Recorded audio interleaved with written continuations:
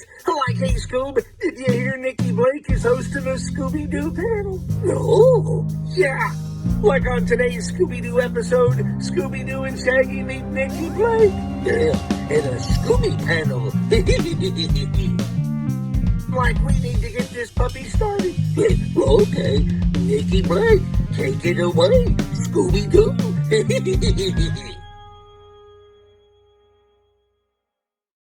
Welcome to the Scooby Panel. I'm your host, Nikki Blake from ScoobyAddicts.com. I'm joined by Wendy Bridge and Will Davenport, and today we're talking to Leslie Stern, the author of Living with the Legends and the stepdaughter of Iwao Takamoto.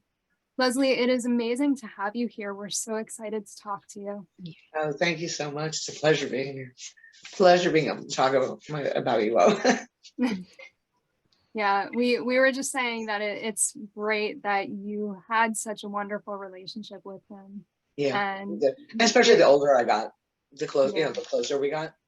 But even as a child, it was there were a lot of amazing parts. That's great. Yeah.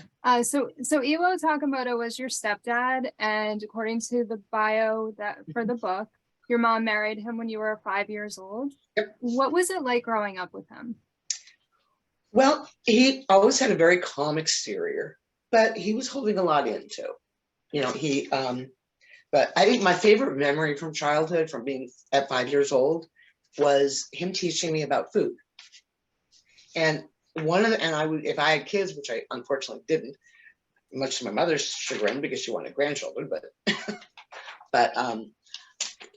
with Iwao, it was very much taste everything. You're not allowed to say ick for anything, no food.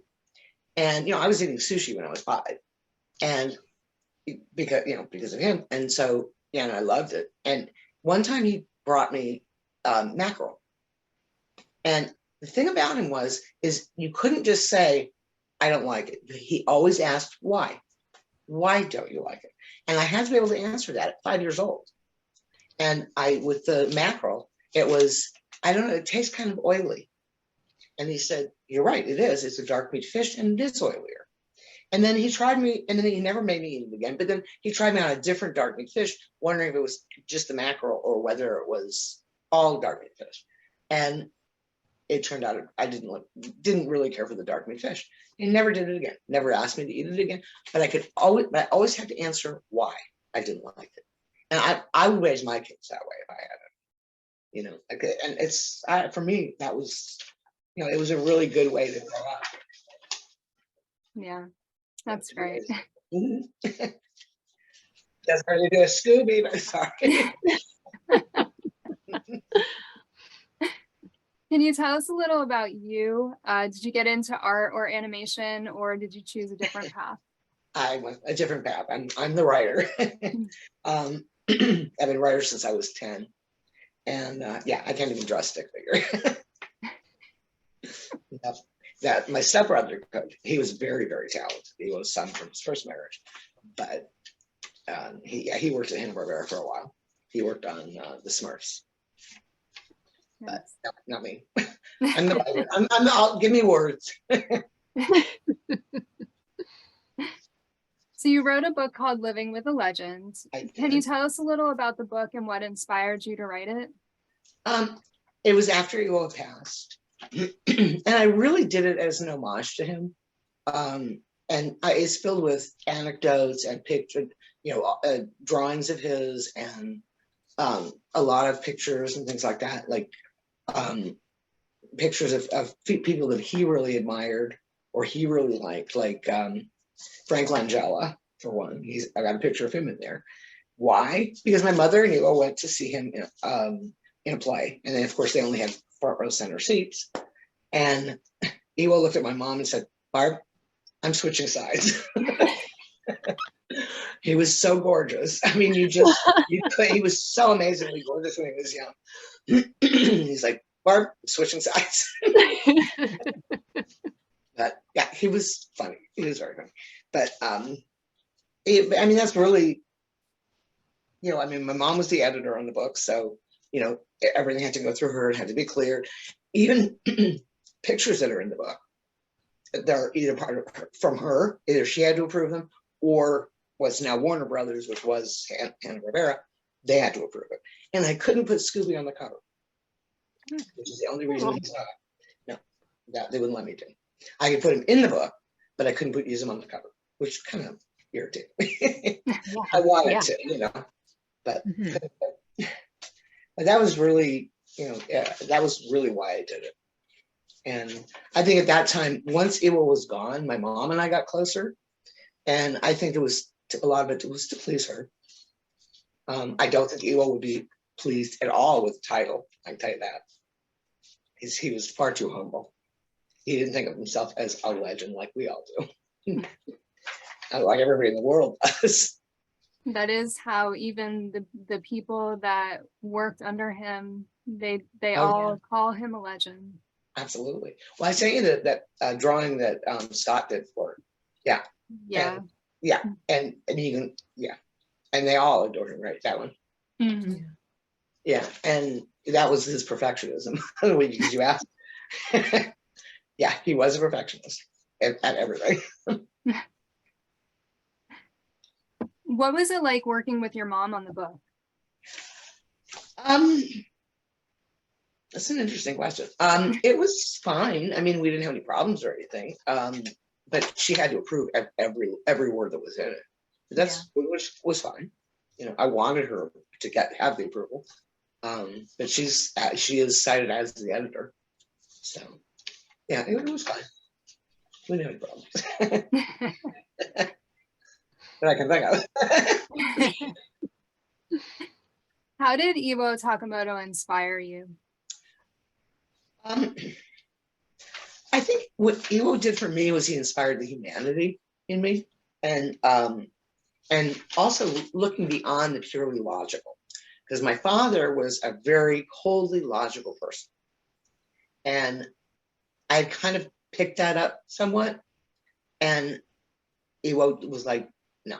And then I wrote a poem, and which was the best compliment I ever got, was after he read the poem, he said, now you get it. Because it has to do with, much like man who gives the illusion of infinite rationality, but has the limits of dreams. And it's much more mystical than I'd ever been. And I think he really appreciated that. You know? But I think that, what I got from him was the humanity. But, I did do a poem, I wrote a poem for him, and for Father's Day or his birthday or whatever it was. And I think it really sums up a lot of how I feel. If I can read that, if you don't mind. Absolutely, yeah. Yes, please. Okay. Father of my soul, which is what the title of it is. Though our blood does not run through each other's veins, nor are our genes made in each other's image, our spirits have emerged as one. I have learned the true meaning of grace and dignity from he who did not bear me. I have learned the true value of the soul from he who did not give me breath. From he I have been given life. More important than breath is the spirit that has helped my essence soar. These are the gifts I have received from you, Iwao, the father of my soul, gifts I will treasure always. And that was actually read at his funeral, and everybody wanted copies of it. They were all crying. That's beautiful. Yeah, beautiful. It really is. I'm better with it.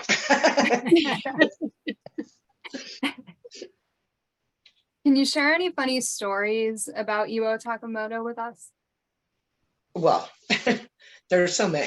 I think one of the funniest things to me was every time my mom was interviewed for any reason, the interviewer would say, gee, I never didn't know Iwao was so funny.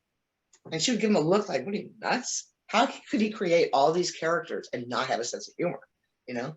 And she thought they were nuts. Like, she couldn't understand it. And in my book, there's plenty of stories. But the one, let's see, one of the funnier ones, I think, was, okay, they were building a house in Tarzana, California, and it was a tract home. So it was being built from the ground up. And Iwao would go there after work, and he would take a look at the progress. And he was looking at the trees and shrubs and, you know, what was going in and stuff. And he's standing out there, and a woman drives up in her car and gently beeps her horn. And she rolls out her window. She says, "Excuse me, how much do you charge?" Thinking he's a gardener. And he just, I mean, typical Iwao, he just looked, he said, "Oh, I don't charge anything. I'm sleeping with a lady at the house."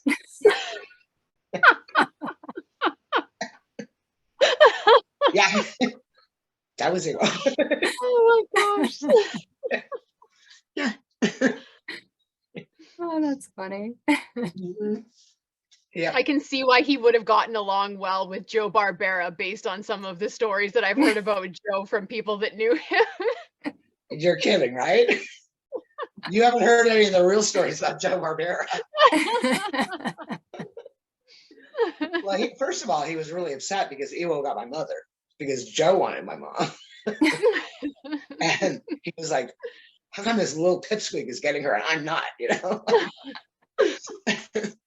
And it didn't help that Joe was also married, you know. So. Right. He was not a terribly well-liked man. He really wasn't. Now, Bill Hanna, on the other hand, he was a sweetheart. He was the nicest man. And he came to all of you, it was like birthday parties or whatever, you know. Bill Hanna did. And he was a sweetheart. And his wife was a doll. But Joe Barbera, I don't think many people think that way.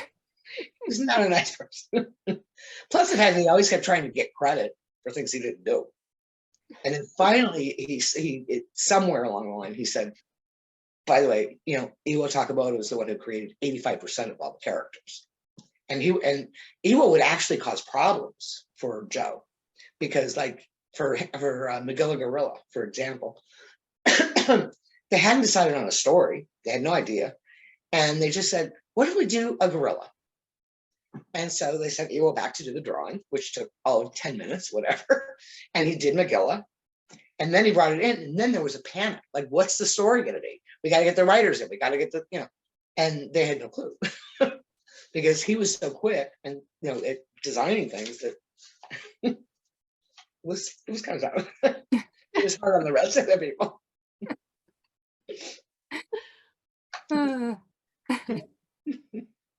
You had said that Pebbles was modeled after you. You can't tell me she wasn't, because I had that exact same pout when I was a kid. I had that. That was my pout. I'm standing by that. I don't think I ever actually asked Iwao, but it's like every time I look at her, I'm like, that's me. That is definitely my pout. That's great. Yeah. Will, you have some questions? I do. Yeah, that was some really great behind the scenes information already. So this is great. I hope so. So I have a couple questions for you. One is, we were really lucky to recently interview Willie Ito, who was awesome. And he credited Iwao with getting him hired at Disney. And then also said that he was really a mentor and he really owed everything to him. Did Iwao, was he conscious of his role as someone to help people with their careers and get people started and mentor young artists? Was that something that he was focused on, or did it just sort of happen? Well, he was also the first one to hire an African-American artist at Disney, which, believe me, I mean, I don't know if you know anything about Walt Disney. He was as big as they come on. Yeah. I mean, if you think of Disneyland when it opened, Disneyland was all white Anglo-Saxon Protestants that worked there, period.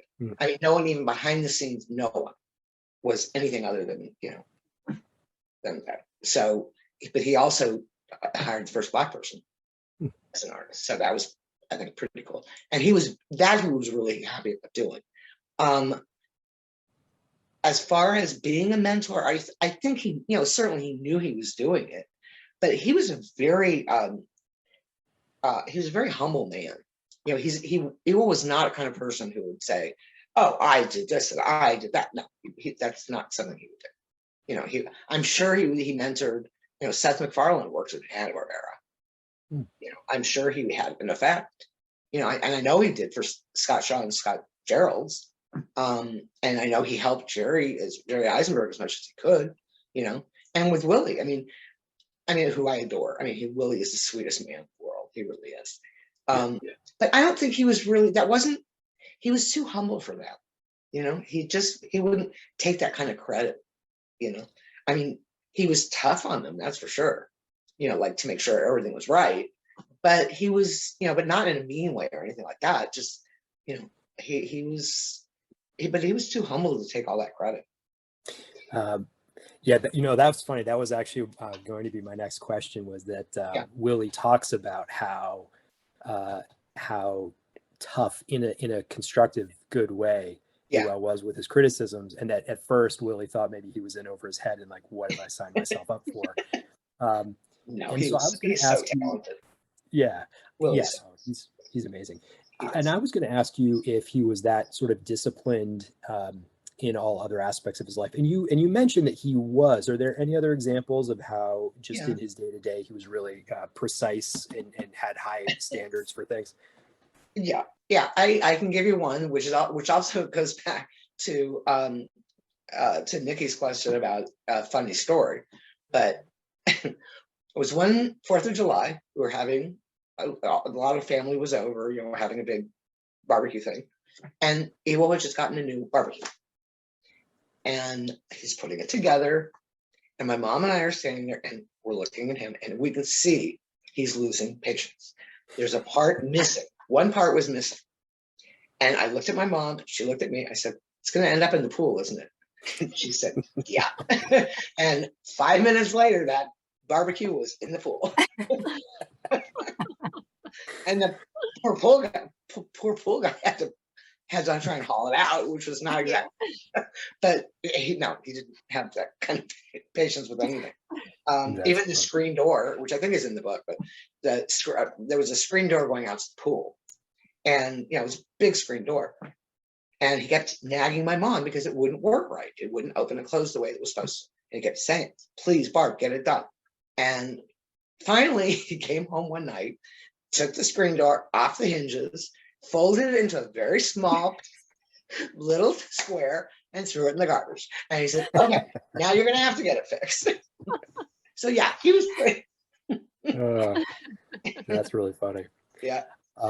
Even with food, I mean, he was like, he loved really good food, like really good restaurants, but it couldn't be just, you know, none of you are from California, so you know, the hot spot, you know, that everybody wants to go to has atmosphere. It's really pretty, but the food is like this big around. Nothing. No, he would not deal with that.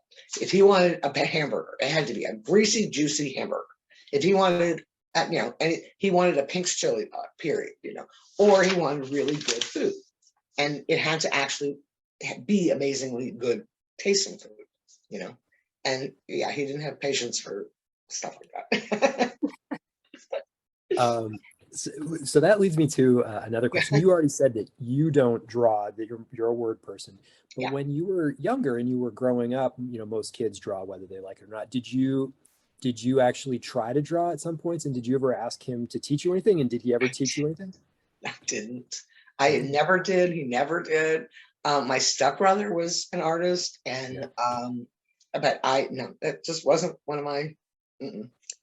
I can't even draw a stick figure, and I never could, and he knew it. But I don't even think he ever even tried, to be honest with you. You know, to get me to draw. I don't think. Maybe because I'm a lefty and he's a right. I don't know.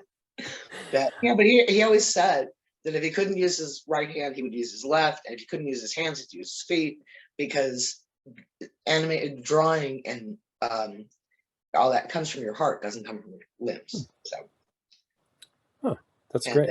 That's really great. Yeah. So, that answers your question at all. Yeah. But yeah. No, I can't draw anything. Growing up around Hanna-Barbera, especially from such a young age, did you like the cartoons more or less, or the same as every other kid? Like, did you get kind of extra excited because you had a connection, or did you not really appreciate it because it was just around all the time and just part of your life? No, I think I really did enjoy them a little more because I knew where they came from. I did them, and I knew how they were made, which other kids don't know. They hadn't been through the studio and seeing how the background and the writing and all the other parts of it, you know. So I think I enjoyed it more, and it was really fun as a kid because he would bring home movies for my birthday parties, like that had never been shown, like a new Yogi Bear movie or something that no one had seen. And I would get to, watch it with my friends, like 5 or 6 years old. So it was pretty cool. That's amazing. I'm gonna ask you one extra question, which is when we talk to people who spent time in Hanna-Barbera Studios, the actual building, they always have really interesting memories, and they're often very sad because the building doesn't exist anymore. Do you have any like specific things that you remember about that building, especially when you were such a young kid? Yeah. Well, that's how my mom and Iwao met.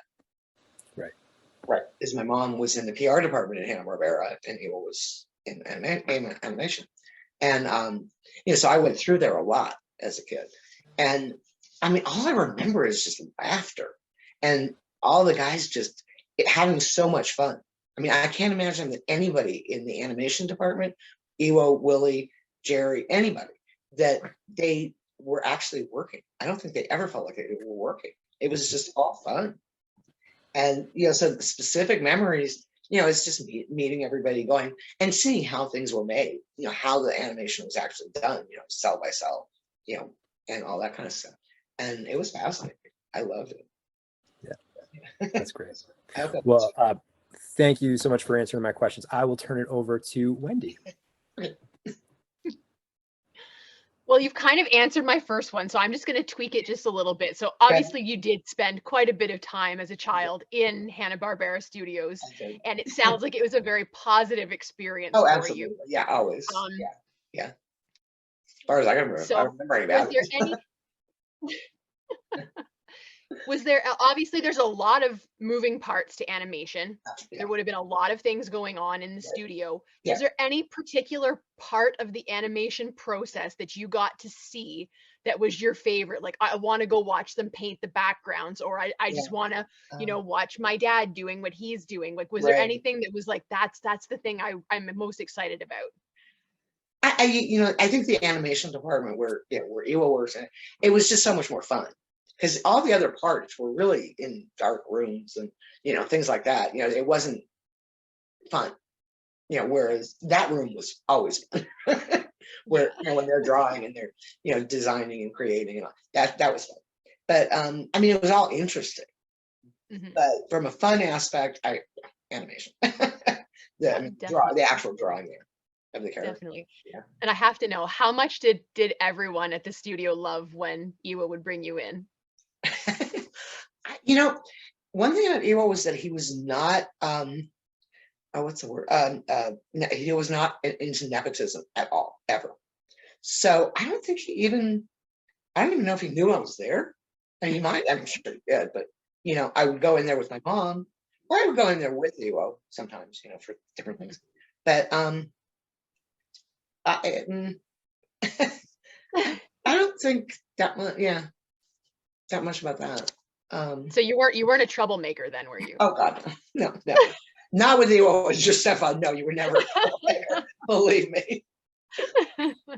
He was small, but he was real. I mean, when you made him angry, boy, you knew it. And it was just a very silent, very calm, like a bang on the table or something like that. And it was like, oh, elbows around the table.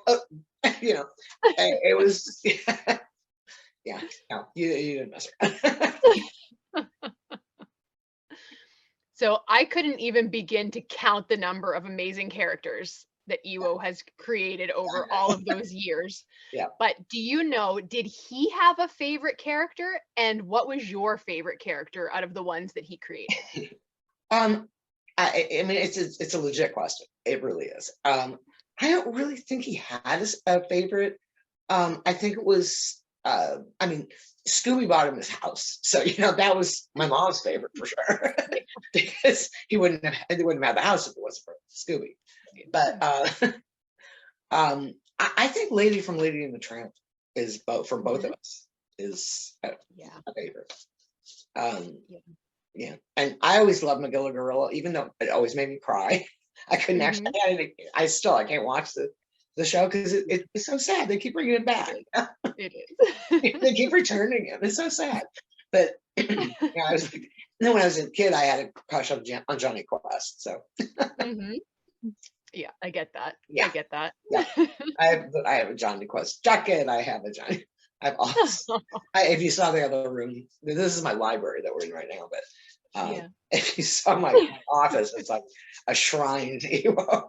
Yeah. Oh, that's so cool. We're not jealous at all. Oh, None I'm of us. sure. And it's not like we could appreciate that No, kind of not at all. atmosphere either. Not at all. We have no idea. Right. I know. I actually have. The one thing I do have is I have Magilla Gorilla coffee like mugs, beer mugs. They're really Mhm. cool. I mean, I bet I have. You can imagine how much stuff I have, and I have original cells too. You know, Oh, actual that's animation cells, which Yeah. I was smart enough when I was a little older because I got them here and there, and they were mostly picked out of the garbage Yeah. behind Hanna-Barbera. They would just throw them out because you had thousands of them to make one cartoon. Mhm. So each one they would just toss them out, and so I got several of them, but I was smart enough to send them back. And I asked Iwao first, and he said, "Yeah, of course."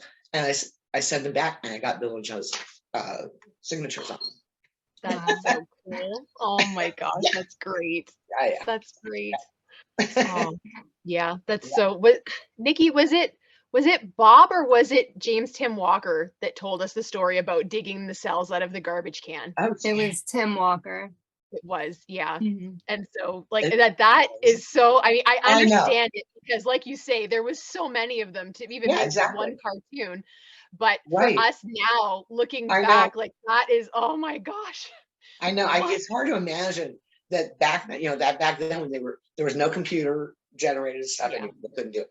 And they just threw them out. And Yeah. people have made a fortune on that. Whoever was digging in the trash back then, and they made a pretty penny on it since then. But they weren't smart enough to get them signed. I'm glad that you were. And honestly, Yeah. I'm so glad though that you appreciate them though. You Oh, didn't I just do. do it as an investment. Like you have a Oh, love for this that oh, I do. I mean, Absolutely. that's Yeah. so special. It's I mean, I don't know. Because we collect things, we obviously Yeah. see a lot of things being done for value only. Yeah. There's not really any feeling attached to Right. it. And so to know that there are other people, especially someone that was so close to what was going Yeah. on, and to know that you like genuinely loved it. It wasn't just about this or No. that like business, like No, no, it's not a at part all. of you. It's a part of your heart. And that's Oh, it so is. wonderful. Absolutely. It Yeah, is. that's Absolutely. great. Yep. That's great. Yeah, it is. And it's nice to know there are people like you out there too. Who Well, appreciate it. thank you. There's lots of us. And I don't even know it if was we realized how many there were until we started doing things like this. until Iwao passed and I saw the in memoriam stuff that on the internet, I was Mhm. like, oh my God. And I mean, there were kids that would act like his last few years, he did a lot of traveling in order for signing the cells or solar cells wherever he went. And I remember there was one I think it was in Texas. I want to say Dallas, but I could be wrong. And this kid broke down crying to Iwao, and he said, "Scooby saved my life." And Iwao was like, "How did he do that?" He said, "Because I was on the brink of committing suicide, and Scooby is the one who kept me going. He's the one who made me happy. The only thing in my life that made me happy."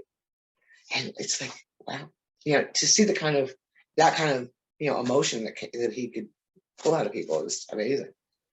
And yeah. That's so great that he got to hear that. Yeah. I And feel like a lot of he was very moved by it. He really was. yeah. Yeah. I And feel like a lot of yeah. He didn't just fluff it off and say, "Oh, whatever." He didn't. He really, he held the guy's hand.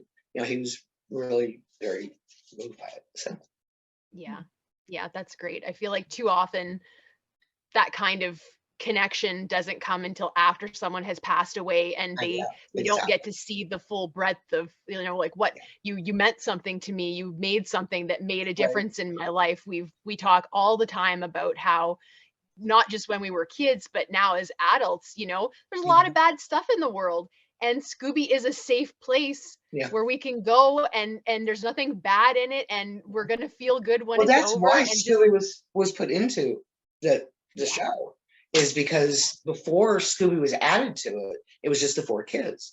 and they thought it was too scary for children.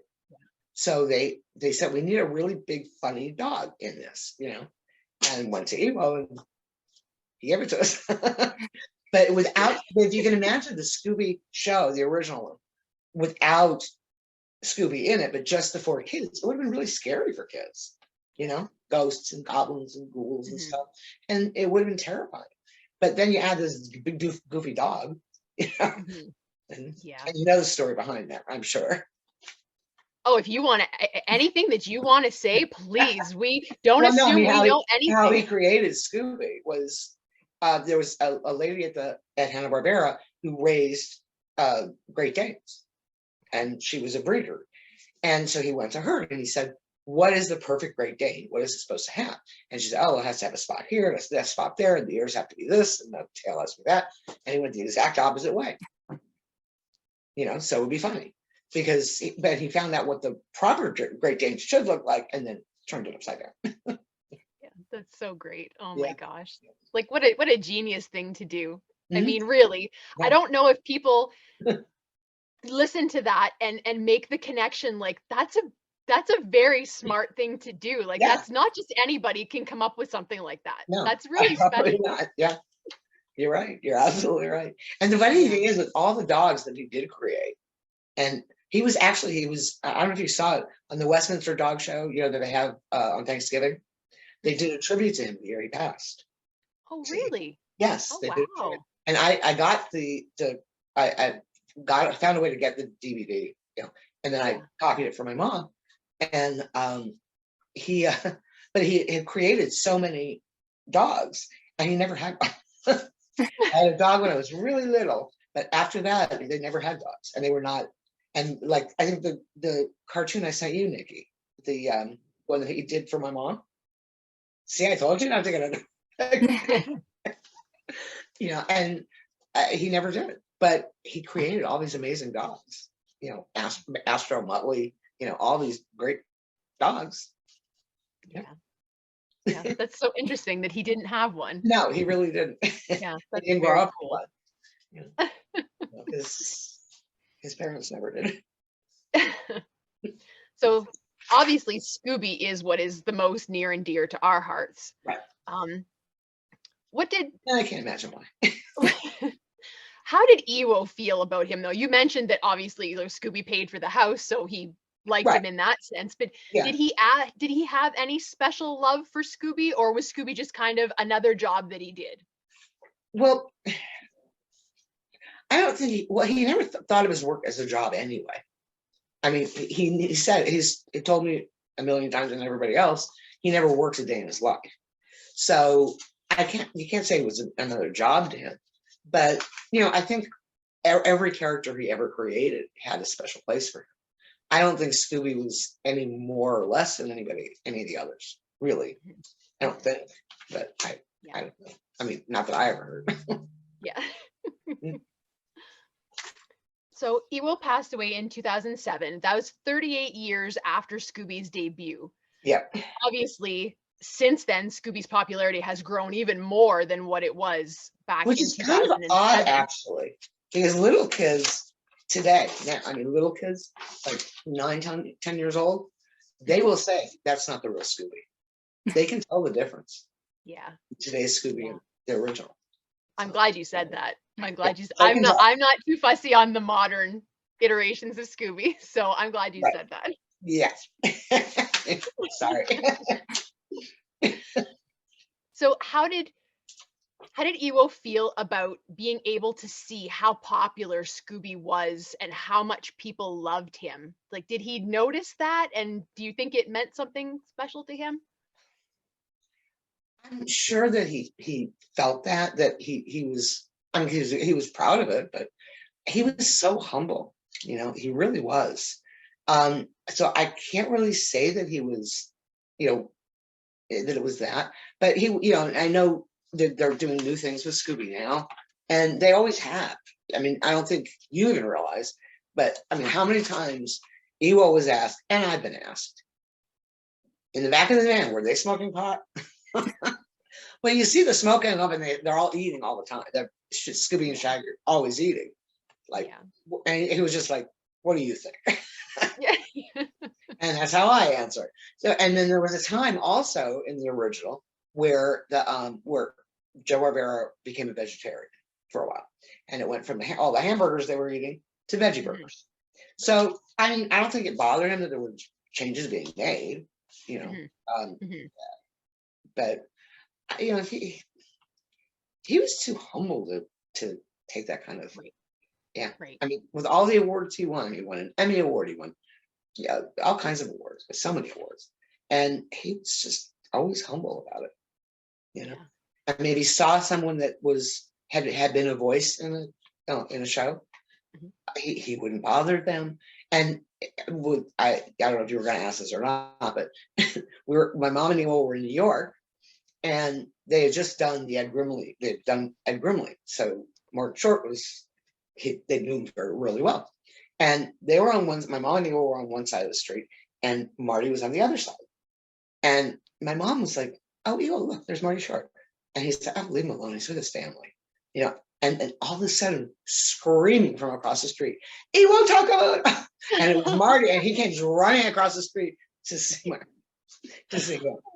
And you know, but he would never bother anybody, you know, like. Even if you ran into him someplace else or whatever, he just wouldn't do it, you know. But I mean, for me, the best one was there was a time when he was going to do a Michael Jackson cartoon. Okay. And it was Iwao and Joe Barbera and Michael were in this room, and they're talking, you know, about the show, about the thing. And just before Michael gets up, he's starting to. And he looks over at Iwao in that little tiny voice of his, and he says, "Excuse me, Mr. Takamoto, can I get your autograph?" Aw. I'm like, Michael Jackson, okay, King of Pop is asking for his autograph. Yeah. And he just said, "Oh, he's such a sweet guy, you know, yeah. But you know, it's just that's the kind of stuff that happened all the time. Yeah. Yeah. Do you think he was ever surprised by that? By the fact that people loved what he did so much? Always. He always was. He was always surprised by it. I think so. Yeah. Yeah. So you've also kind of I think I know what your answer for this will be, but I will ask it straight out too. So do you think that given how Scooby has changed over 53 years, do you think that Iwao would have rather that they stuck with like the classic wholesome clean Scooby of the 60s and the 70s, or do you think he'd be okay with like this more adult, more mature direction that they're kind of pushing him into now? To be honest with you, I haven't seen it, so I really don't know. I haven't seen the newer versions of it, so I don't know exactly. I would imagine he wouldn't be. I think the only thing that annoyed Iwao really was CGI, because I know that the foundation that we created, the Iwao Takamoto Foundation, the money all goes to the Ringling College of Art and Design, which is like the only school in this country that, excuse me, that you have to study hand-drawn animation before you can get into CGI. And that was a big deal to him, and he was really against CGI. So the fact that now it's computer generated, that I think would annoy him. Yeah, he wouldn't like that. Yeah. But there was a Japanese, the head of a Japanese company that did anime, felt the same way. It was like, it has to be hand drawn. That's what animation is. And if I watch like, you know, other cartoons, quote unquote, or movies that are quote unquote, they're not. It's computer, you know, Shrek, lovely movie, great movie, funny. Not saying anything bad about Shrek, but don't call it a cartoon. It's not a cartoon. Yeah, it's computer animated. It's computer generated. It's not. You know. And even I have. You can tell the tone of my voice is like. I'm kind of the same way, so I completely understand. Good. I'm glad.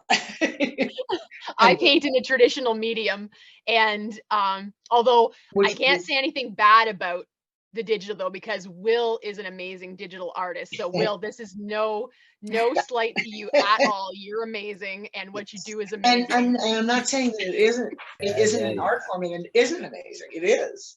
Just don't call it a cartoon. It's not animated. It's CGI. Right. It's different, and they should have a separate category for that. And you know, where Avatar is, and all those kinds of things.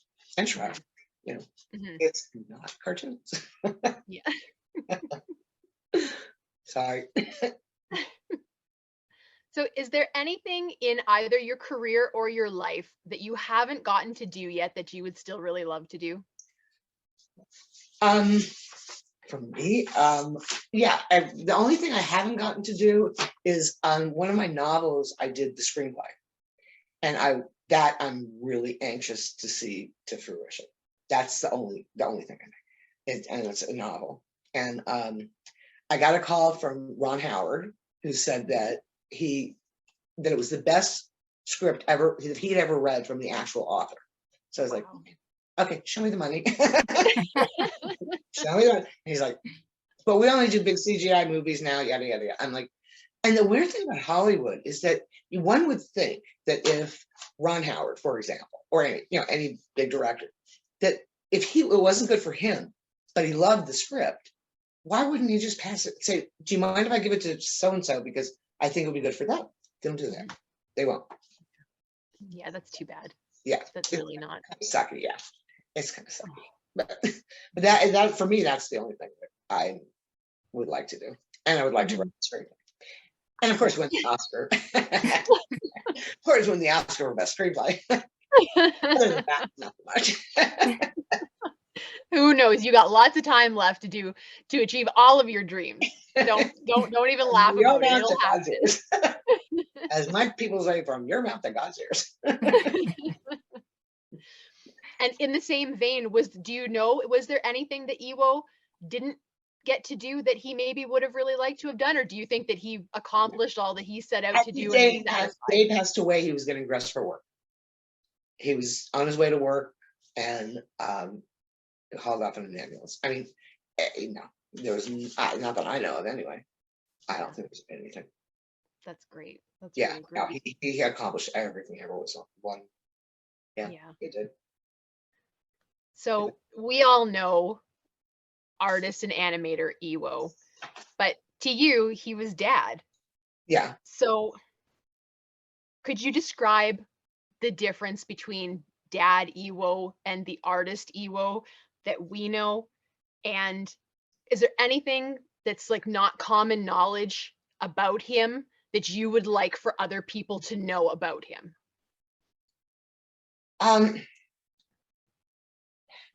I don't think there was a really big difference, to be honest with you, between artist Iwao and dad Iwao.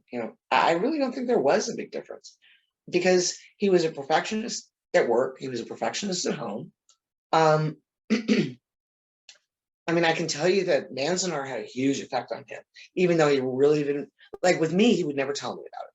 I mean, the only thing he would tell me about Manzanar, about it, right? Manzanar, the Japanese relocation center. Okay. Internment camp. Yeah. Pat Morita was with him there. George Takei was there, at the same time. And, and Iwao was born in Los Angeles. His parents were born in Japan, but he was born in Los Angeles. So, but, the funny thing is with me, he would only say, oh, we used to make, what do they call them? Snow cones. We would make snow cones. We would put on little plays. And the more I learned about it, it did a lot of damage to him. He would wake up in the middle of the night screaming because it was barbed wire fences. It was armed guards, with machine guns, every minute. And so, it was such a horrible wrong, and I think that really affected him as a man, not as an animator, but as a man. I know early on, he wouldn't even admit to being Japanese because, it's just, I'm an American. I'm not Japanese. I'm an American. And he would, that would be his, that's the only difference that I could see. But I would hear him at night sometimes just screaming. Yeah. And not know what it was about because he never really shared that part with me. I mean, the negative side of it. My mom finally went to Manzanar. And why Manzanar is not carrying my book is also beyond me. Like, why would they not? They have a gift shop. Anyway. You know, and the Japanese American Museum in LA is huge, and they have a huge gift shop license I put there. Yeah, your book should be there, 1,000%. I think. Yeah, definitely should. Thank you. So my final question is, how do you think that Iwao would like to be remembered? Honestly, knowing him as well as I always have, I would think he would just want to be remembered as a good man, as you know, a kind soul, as a good person. I think if he could see my book, he'd be like, a legend. Really? Come on, Les. No. that wasn't that important to him. It's the humanity that was important. Yeah, that's great. I can definitely see that. And it's so great though that, you know, obviously we never got to meet him, but I think that we all have I have so many interviews I can send you. I mean, it's worth it to just see some of those interviews, because so many people like you that, you know, do look up to him as an artist and all that, but you never really get that one-on-one because you can't talk to him and you can't hear his voice and the cadence. Have you read the book that Mike Mallory wrote about him, The Man of 1,000 Faces? Oh, it's amazing, amazing book, and it really gives you a lot of insight into him as a person. And what I found really interesting about Mike Mallory's book, who I know because he reviewed my book, but Mike Mallory wrote, well, he and Iwao wrote the book together. They would, you know, and it's a biography of Iwao. And yeah, you definitely should all pick it up. It's really good. But when I read the book, I could hear Iwao's voice. It was in the way he would have said it, you know? Right. And so it was very personal for me when I read it. And I think it is for anybody who, if you've seen any interviews with him, which even in the back, if you get the live action Scooby-Doo, the first movie, he's in the special features. There's a little interview, and there are a bunch on YouTube of interviews with him. But then you can see the way he talked. It was very purposeful, the way he spoke. You know, it was never an you know, he was very purposeful, he chose his words very well. And in his book, you can actually hear his voice coming through the pages. It's very cool. That's great. Because he wrote it with Mike together. Yeah, that's really special. Yeah, it is. If you do get a chance, you should, because you'll get that extra little, I don't know, just that connection. If you can get a hold of any of those, and if you need any, let me know. Yeah. I've always got plenty of interviews from all over the world. Yeah, from Hawaii, from Australia, from everywhere. Yeah, we're always interested to know, you know, I guess because Scooby means so much to us and has been such a big part of our lives, especially now that we're adults and we have the ability to talk to people and read books and watch interviews and things. It means so much more to know the people behind the scenes, and not just in their capacity for what they created, but like what kind of a person was this? Because we say this all the time with anyone who has worked on Scooby that is wonderful enough to come and talk to us. You know, you helped make this wonderful thing that we love so much. And so by extension, we also love you, because you are a part of our lives. There would be no Scooby without Iwao, without any of those people that painted backgrounds or did the animation. Scooby wouldn't exist. And all of those people, I think, because they had a love for what they were doing, put that passion into their job. Absolutely. And it shows with Scooby. I think that's why Scooby has lasted this long and why we love him so much, because the love and passion that all of those people had, they put it all in there. Oh yeah, absolutely they did. They really did. You know, from Willie and I mean all of them. Yeah, they did. Yeah, they surely did. I don't know who's working on it now, but yeah. No, we all like to go back and watch classic Scooby-Doo. Yeah, thank you. The way Scooby was intended That's the real Scooby. That's right. Yes. Yeah, I'm always shocked with like little kids, you know, 8 years old. That's not the real Scooby. Yeah, great. I probably shouldn't enjoy that as much as I do, but I'm not gonna lie, I do enjoy that. I do too. I have a follow-up question. You Sure. said that your mom and Iwao met at Hanna-Barbera. What did your mom do there? Oh, she was in the PR department there. So it was her job to take people on tours of the studio. And so she would get, busloads of, I don't know, kids or people, whatever, whatever group. And that was her job. And that was how they met, was because she was taking them on the tour. And part of that was through the animation department. And that was how they met. And it started with them all going out for lunch together, like a bunch of them. And then eventually it was just my mom and Iwao alone. Because you got to remember, back in 1960, whatever it was, 3 or 4 or whatever it was, it was not common. I remember when we went to Las Vegas for my great grandparents' 50th wedding anniversary, and we booked a hotel room, and we arrive, me and my mom and Iwao, and we arrive, and he checks in, Mr. Takamoto, okay, and then the guy at this counter looked at my mother and said, "Oh, I'm sorry, we're fully booked." Yeah, it's hard. I mean, it's hard for us to believe that today in 2022, but yeah, that's the way it was back then. It was not real good. Yeah. So you said that Iwao liked to draw and he drew all the time. Yeah. When my mom was busy shopping, for clothes, he was out there scribbling always. They went on cruises. They went on like 1 or 2 cruises, I think, a year, just to get away. And they never went ashore either. Very seldom did they actually go ashore. They just wanted to get away from phones and away from everything. And he was always drawing. And I have tons of his drawings that he did for my mom, that he did for me, that he did on cruises, stuff like that. And I think I sent you the one that he did of me, the drawing that he did of me. Yes. Yeah. And I see it's also on the cover of your book. Yeah, it is. Yeah. It is. The other pictures that are on the cover of your book, are they also drawings that he did? Yeah, the one in the middle is him. Is a drawing he did of himself.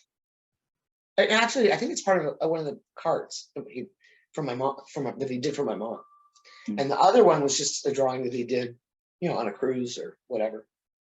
Mm-hmm. And on the back of it, I think is from the Phyllis Diller book, because he did all the illustrations for the Phyllis Diller book, which was, which I have a copy of course, signed.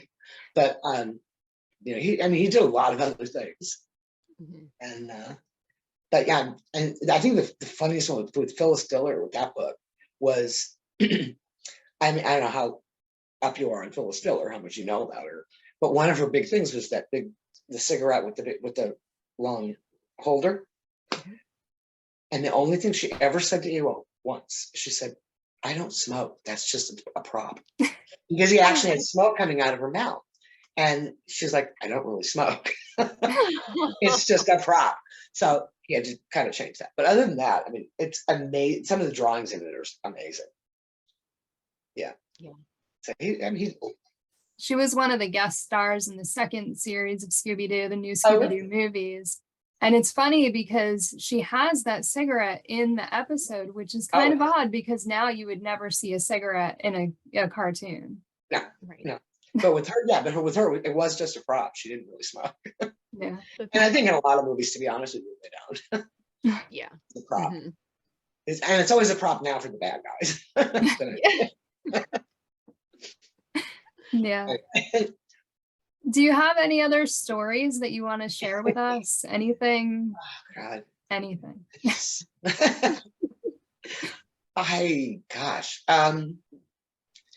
I'm trying to even think of any other ones that I could share there. So you still have to buy the book to see them all. I did buy your book. I bought it 2 weeks ago. I'm still waiting to get it. I am hoping that I get it this week. And as soon as I do, that is my on my to-do list. That's all I'll be doing is reading it. I think what was great about writing that book for me was that it was based, because it was nonfiction. I already had a list of what I was going to do for each chapter, and of course, the hardest chapter was the death of a legend. But I could scoot around. Like, well, you can't do that with a novel. You can't really fast forward. You work on that part when you don't feel like it. You can't really do that. But on a nonfiction book, it's a lot easier to do it, to skip around. And when I felt like writing that chapter, I could do it. I didn't really feel like doing this one. I'll work on that one instead. So it was a lot easier for me, except for the ending. But that he was a Jeopardy answer. A final Jeopardy answer was Iwao Takamoto. Oh wow! I know. Is that cool or what? It was, yeah. Because what the question, or the question, the way they do it on Jeopardy is, the Seattle Space Needle is based off of, there's a cartoon that's based off of the Seattle Space Needle. Who designed it and what is it? Oh, I wouldn't have got it. No. I did, but but I lived it. You did. But no, it's from the Jetsons. The Jetsons. Oh my god! Right, wow. The Jetsons thing, and it was Iwao Yeah. Takamoto. Yeah. I didn't even think about the Jetsons. No, I didn't think of that either. Yeah.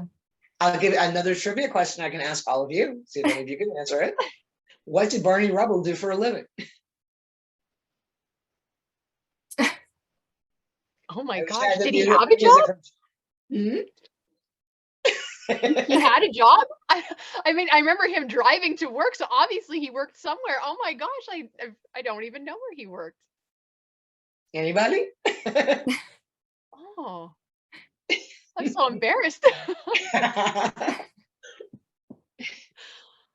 Oh, Yeah, I don't know. He didn't have a job. He was a professional friend, professional next door neighbor, professional best friend. oh my gosh. Yep. Oh, that's great. That's great. Oh Yep. my goodness. Oh. And now someone asks you if they were really smoking pot in the back of the van. That is the one thing that we don't like. We hate when people refer to them as stoners. It's Yeah, like, why would they have created a kids cartoon based on stoners? I mean, well, Shaggy was really the stoner. It wasn't Scooby. Seeing Blake for that. And Matthew Lillard, come on.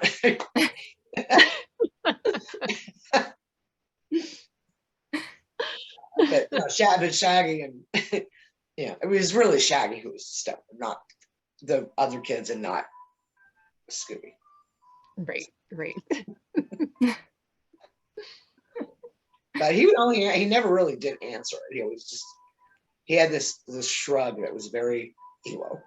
And he and I would do that all the time because he and I loved fish, loved seafood. My mom wouldn't touch fish. She would eat shrimp and she would eat tuna salad. That was it. And Iwao and I would be ordering some really great seafood dish. And my mom would be like, and Iwao and I would look at each other,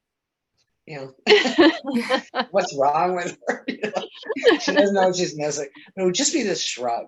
There's actually a Japanese word for it, and it's evading me at the moment. But no, it's in his autobiography.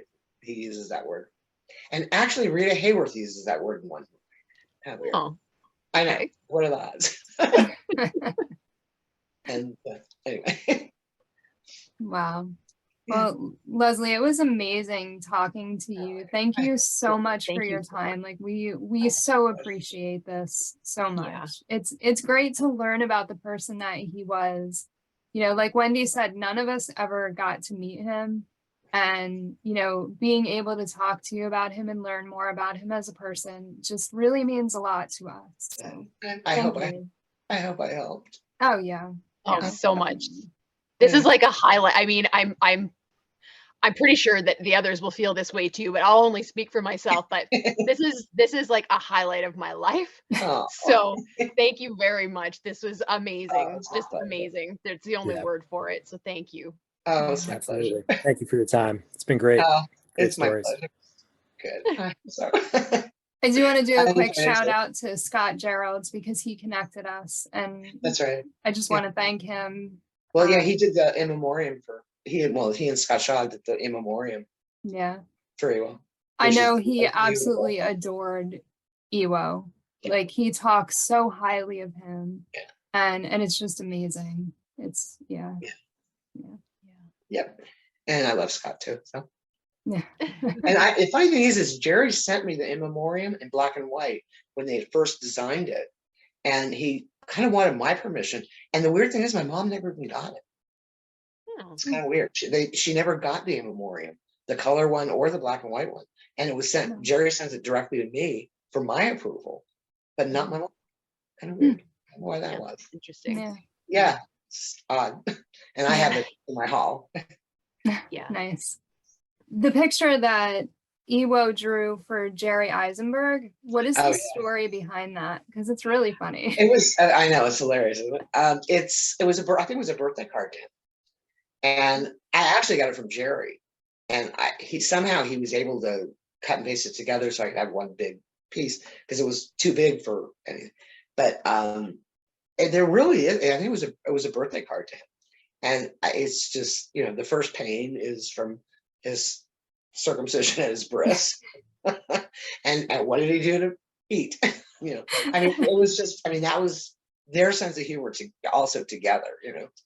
And yeah, and I think one of the saddest parts of Iwo's passing was that the first call my mom made when she got to the hospital, or when she got to the hospital, I think it was to Jerry, because he was in the valley and this was in the city, and he said, "Oh my God, I'm on my way. I'm on my way." And when he got to the hospital, my mom had to look him in the eye and say, "You're too late." Yeah. It was just, and I don't know if Jerry's ever got that really. It was so sad for him. And, yeah, I'm sorry, because it was, and the thing is when he went in, the doctors came out and said, "Oh, he'll be fine," and then they came back out 5 minutes later, 10 minutes later, he's gone. So I don't even know if we know. I know it was heart related, but I'm not sure what exactly happened. So, and I couldn't even go to the funeral because I was so sick. But anyway. That's so sad. Isn't it? I mean, it really is, because they were so close. Jimmy, Iwao, and Jerry were always close. I always enjoy talking about it. I mean, I see him every day. He's here. Yeah. And he actually visited me at one point. Yep. Long after he passed. He and his mother and his father and his sister. I was in my office I think it was when I was here before, when I was in Marietta before, Georgia before, and I went into my office, and I had taken it had to be in California, because I had taken it wasn't California. I had taken a picture that Iwao, that was one thing about Iwao. He never took a bad picture. That man was the most photogenic human being I've ever known in my life.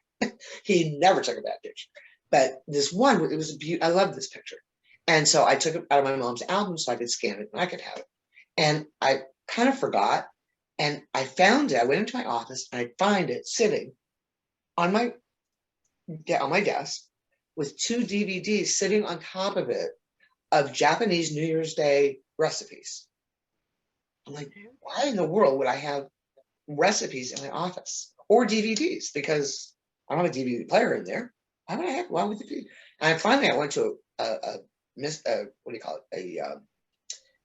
psychic person, and a medium, and she said she could see Iwao standing there with his mother and his father and his sister, and all they were doing was telling me that they loved me, and that was why it was like, okay. But you can imagine it creeped me out a lot. It was like really, like woo time, I felt like the Twilight Zone music should be playing. but yeah, but that's what she said. She said they were just trying to tell you they love you. That's all. Yeah, that's great. Yeah.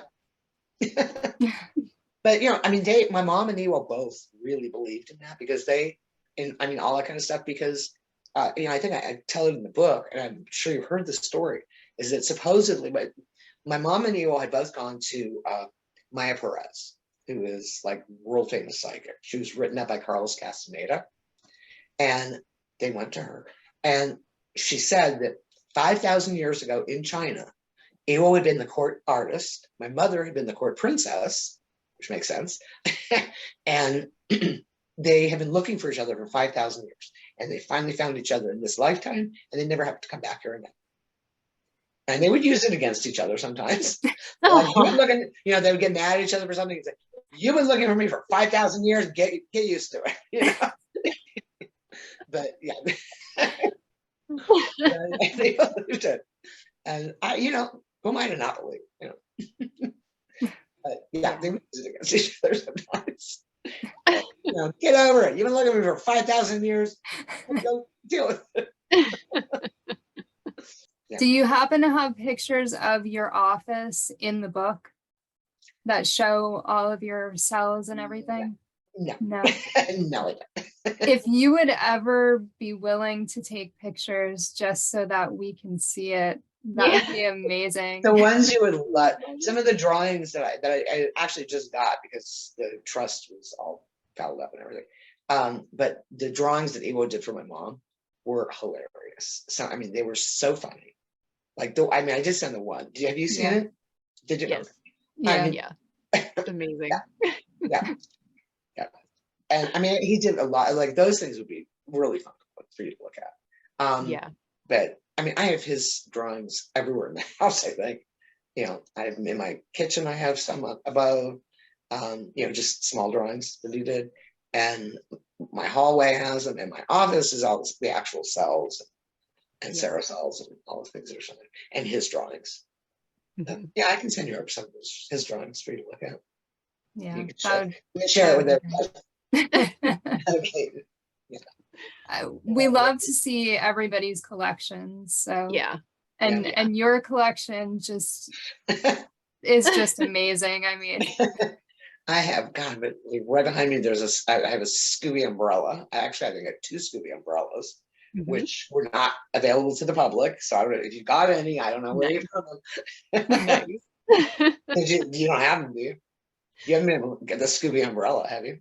I think there were Scooby umbrellas that were made. I have 2 of them, but they're not. Actually, they're like right here. So I have one where he's like that on the top. Right.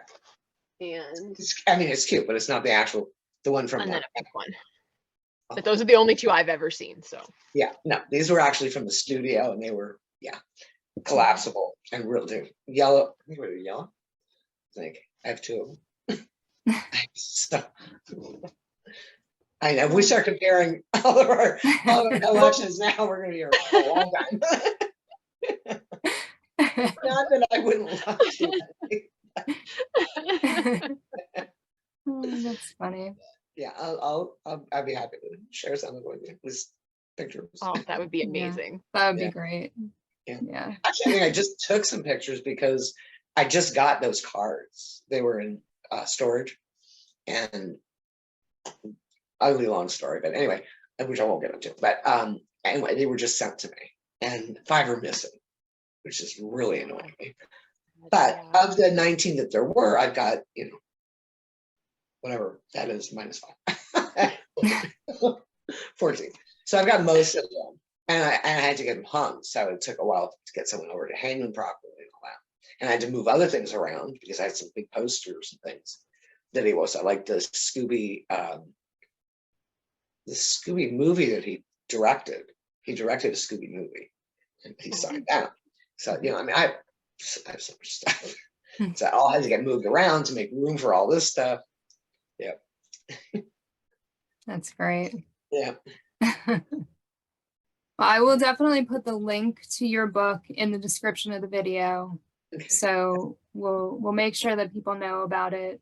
Yeah. Everybody needs to buy it. I'm like I said, I'm so excited to get Yeah. my copy. It's got a lot of really good reviews and from some really impressive. Leonard Maltin reviewed it. Thought it was amazing. You know, I've gotten a lot of really good reviews. And oh god, the guy who has God, he's the one who actually does all the animation reviews for animation. The reviews on the back of the book are just, they're good, and they're from respectable people. Well, Sandra Schwartz, I think, also I got, he did a review for me. Nice. He was the CEO of Warner Brothers Animation. Yeah. Yep. That's great. Yep. Wow. I'm very proud of it. I am. All right. Well, again, thank you so much for your time. Like, Pleasure. yeah, this is amazing. This is Thank you. amazing. I'm glad.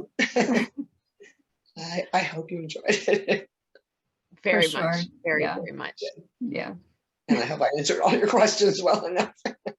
Oh yeah, Yes. absolutely. Yeah. Yes. Yeah. We always appreciate when people are willing to answer things, and if you elaborate on them, all the better, because we love to listen to stories. I mean, if we didn't love cartoons like Scooby, I mean, obviously we love stories, because those are some of the best stories out there. So Yeah.